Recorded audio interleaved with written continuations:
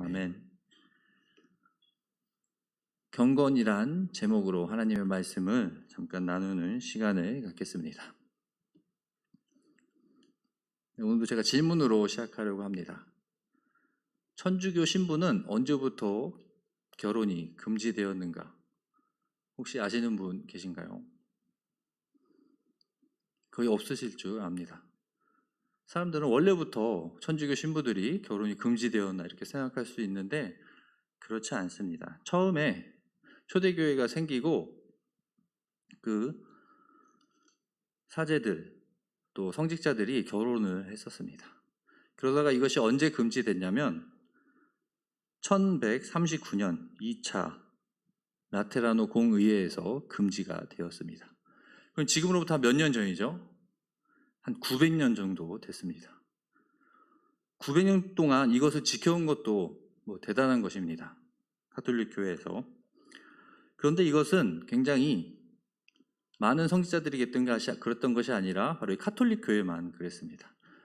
제 교회사 역사를 잠깐 말씀드리면 로마 교회가 동로마와 서로마로 나뉘게 됩니다. 그래서 우리가 잘 알고 있는 성당, 우리나라에 있는 성당은 보통 서로마 전통에 있는 가톨릭 교회입니다.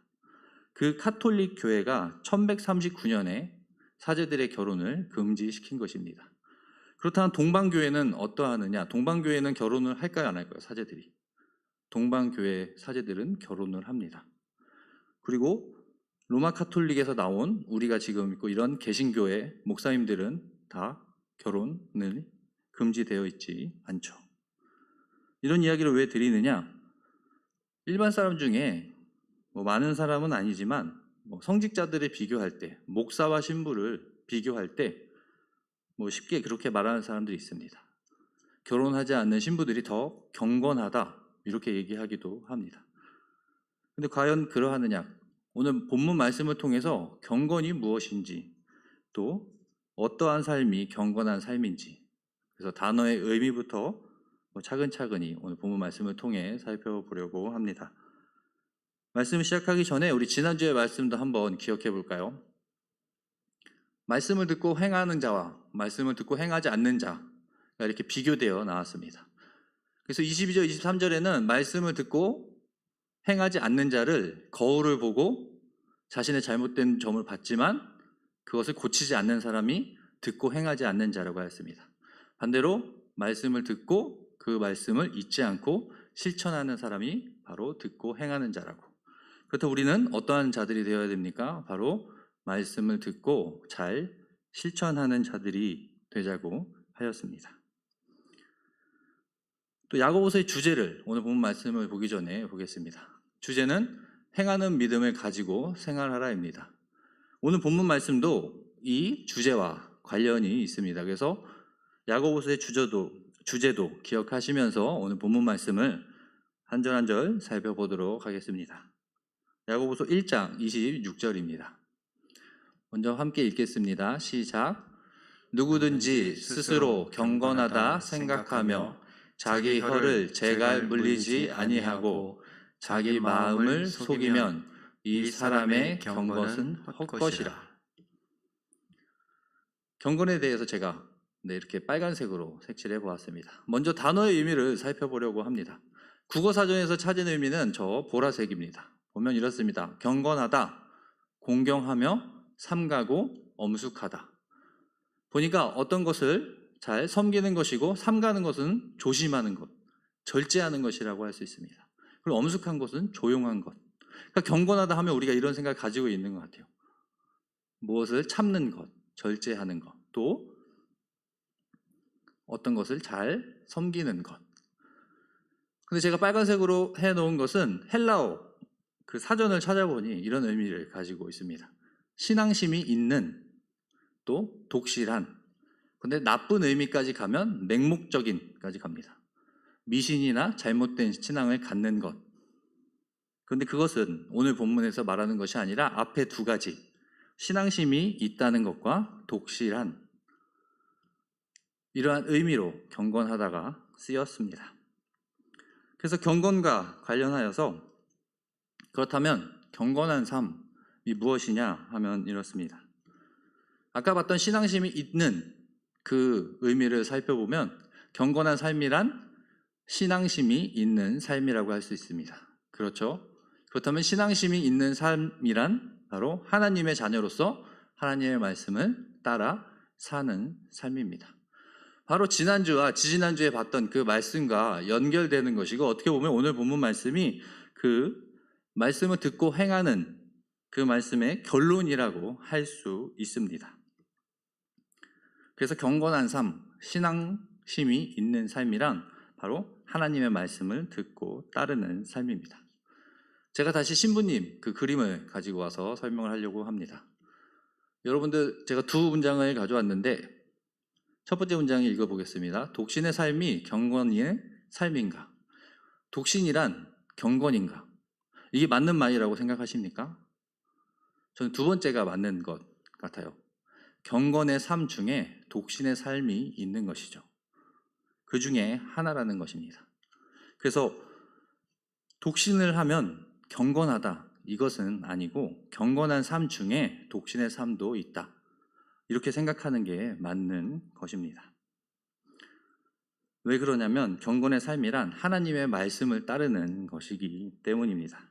큰 의미에서 하나님의 말씀을 따르는 삶 중에, 그 중에 카톨릭 교회는 사제들이, 성직자들이 결혼하지 않는 것이 하나님의 일을 하는데 더 좋겠다, 그렇게 생각해서 그 전통을 900년 동안 이어온 것입니다. 근데 그 전통이 곧 없어질 거라고 많은 사람들이 예측하고 있습니다. 왜 그러냐면 신부를 하고자 하는 사람들이 전 세계적으로 너무나 적다고 합니다. 그 이유 중에 가장 큰 것이 바로 결혼하지 못하는 것.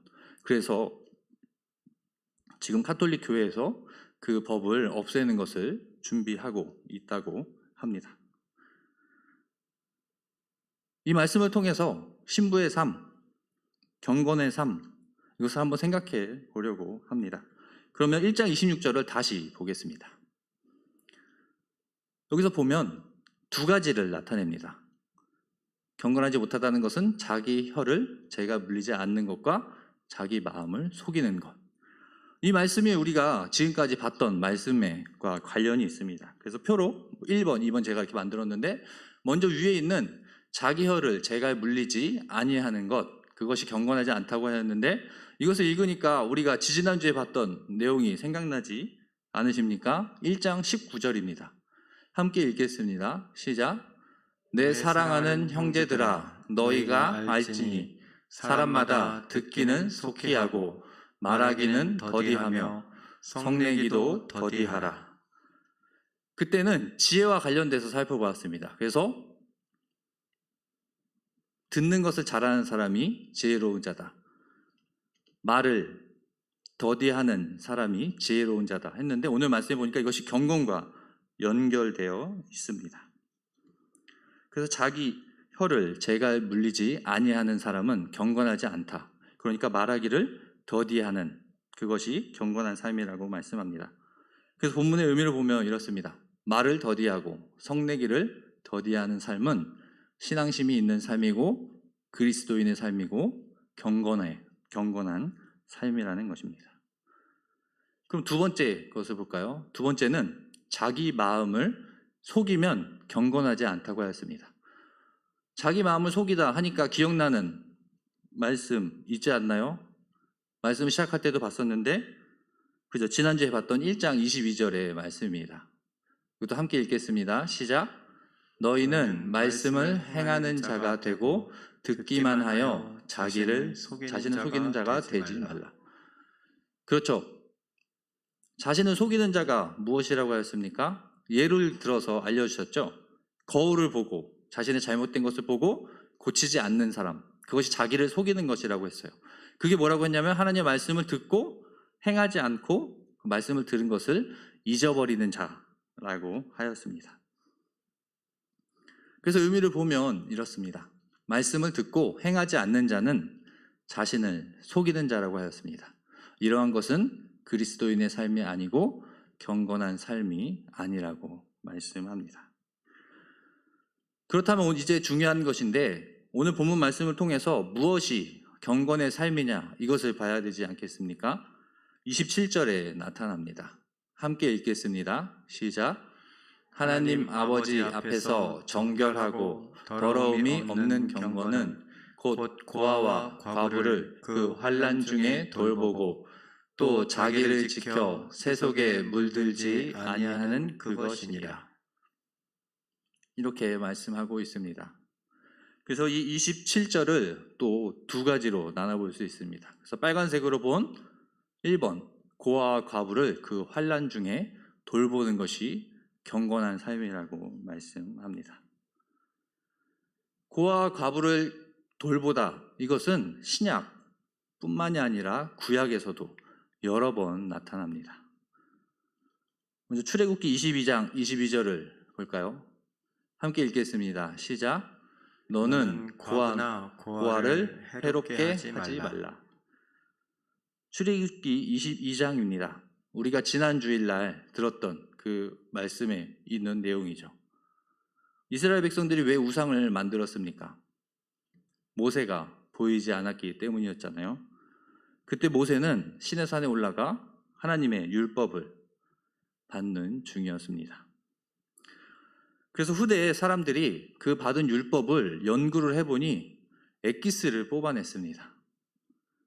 율법의 엑기스는 두 가지인데, 하나님을 사랑하는 것과 이웃을 하라는 것이었습니다. 그리고 이웃을 사랑하라, 그 말씀의 구체적인 것을 보면 우리가 읽은 바로 이 말씀입니다. 가난한 자들, 당시에 과부와 고아를 돌보는 일이었습니다. 그 일을 행하라고 구약 말씀 또 율법은 이야기하고 있는 것입니다. 신명기에서도 또 나타납니다. 신명기 24장 21절도 함께 읽겠습니다. 시작. 내가 내 포도원에 포도를 딴 후에 그 남은 것을 다시 따지 말고 객과 고아와 과부를 위하여 남겨두라. 우리가 읽으면 잘 알 수 있는 말씀이죠. 포도원을 하는 사람이 포도 과실을 얻고 너무 그 다음날 가서 남은 것까지 다 따려고 하지 말라는 겁니다.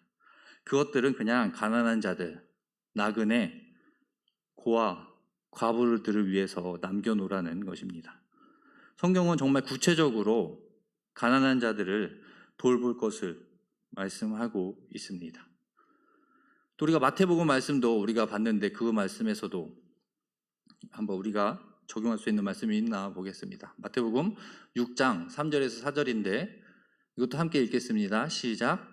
너는 구제할 때에 오른손이 하는 것을 왼손이 모르게 하여 내 구제함을 은밀하게 하라. 은밀한 중에 보시는 너의 아버지께서 갚으시리라. 그렇죠. 우리가 같이 살펴봤던 산상수훈의 내용이죠. 보면 종교적 의에 대해서 예수님께서 말씀하셨습니다. 너희는 종교적 의를 행할 때 어떻게 해야 되는지 알려주셨는데, 종교적 의 대표적으로 세 가지에 대해서 보았습니다. 기도하는 방법, 또 금식하는 것, 또 구제하는 것에 대해서 말씀해 주셨습니다. 예수님께서 뭐라고 말씀하셨느냐? 이러한 종교적인 행동, 이러한 경건한 행동을 할 때에 다른 사람이 알지 못하도록 은밀하게 하라고 하였습니다. 예수님께서도 그리스도인으로 나의 제자면 어려운 사람들을 돌보는 일을 행하라고 하였는데, 조금 더 예수님께서는 심도 있게 그 일을 행할 때 다른 사람에게 보이려고 하지 말고 조용히 은밀하게 하여라, 이렇게 말씀하였습니다. 그래서 과부와 고아를 돌보는 일이 또 마태복음에서도 살펴볼 수 있습니다. 그리고 갈라디아서 2장 10절에도 나타납니다. 이것도 함께 읽겠습니다. 시작. 다만 우리에게 가난한 자들을 기억하도록 부탁하였으니 이것은 나도 본래부터 함께 행하여 왔노라. 이것이 무슨 말씀에서 나온 것인지 제가 잠깐 설명을 하겠습니다. 사도 바울이 갈라디아서를 썼는데, 사도 바울은 이방인의 사도였습니다. 이제 이방에 가서 그리스도를 전했습니다.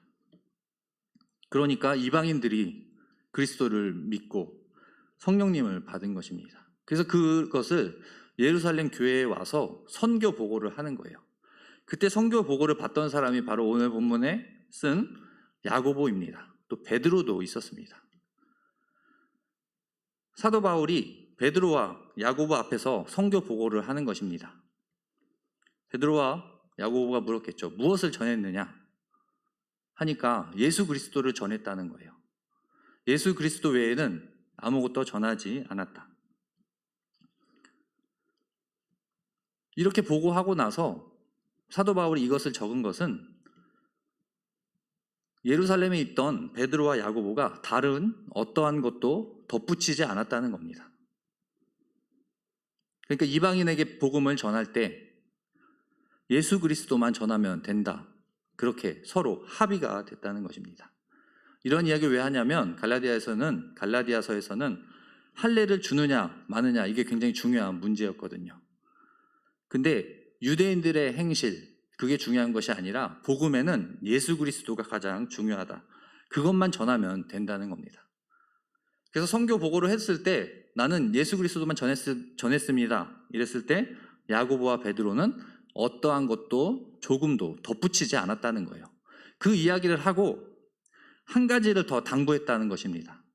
예루살렘 교회에서 베드로와 야고보가 그것이 바로 가난한 자들을 기억하라는 말씀이었습니다.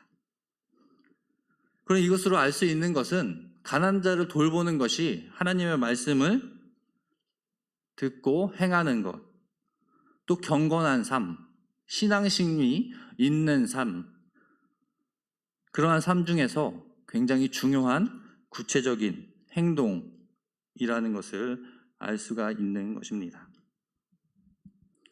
우리는 경건이라 하면 다른 것을 생각할 때가 많은데 오늘 본문 말씀에 첫 번째로 이야기하는 것은 바로 이웃을 사랑하라. 거기서 나온 우리 주위에 있는 가난한 자들, 고아와 과부를 돌보는 일을 하라는 것입니다.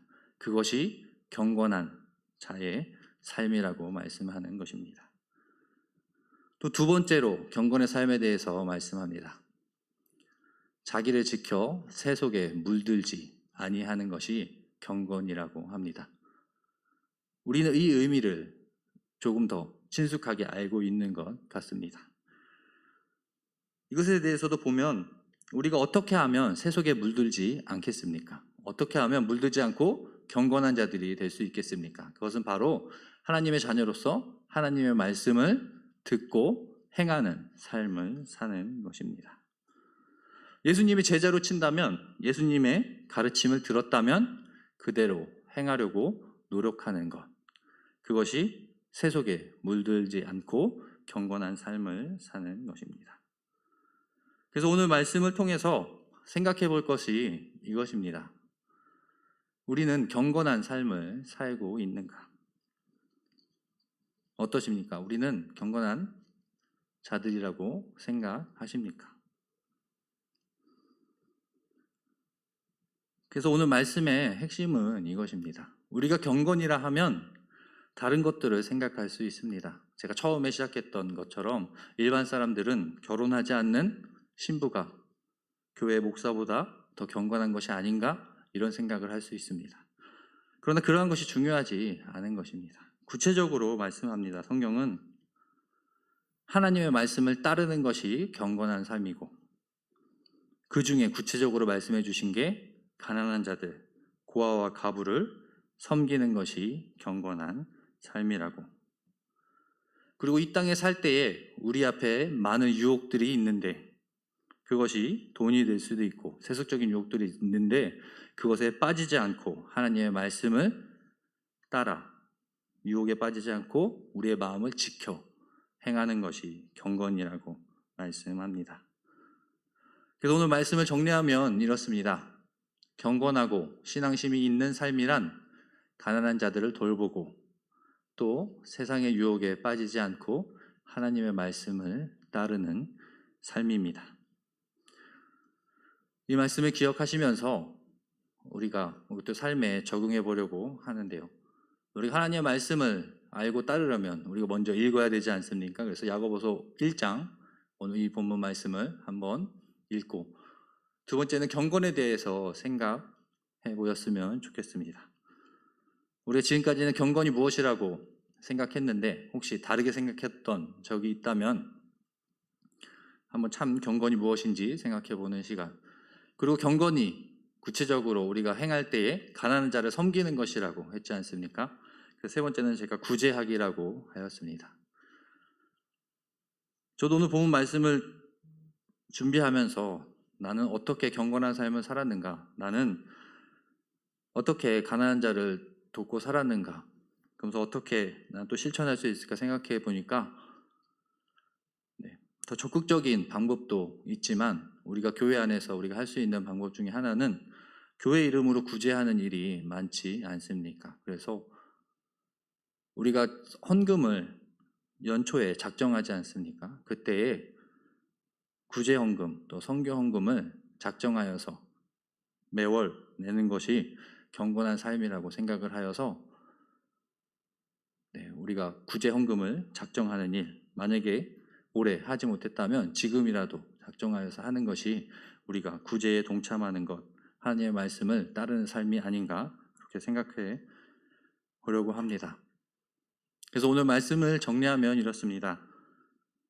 경건한 삶이랑 신앙심이 있는 것인데 그것은 바로 하나님의 말씀을 따르는 것이고, 오늘 본문 말씀에 두 가지를 구체적으로 말씀해 주셨는데 가난한 자를 돌보고 또 세상 유혹에 빠지지 않고 하나님의 말씀을 듣고 행하려고 노력하는 우리 모두가 되길 소망합니다. 주님 말씀하시면 함께 찬양하고 기도하겠습니다.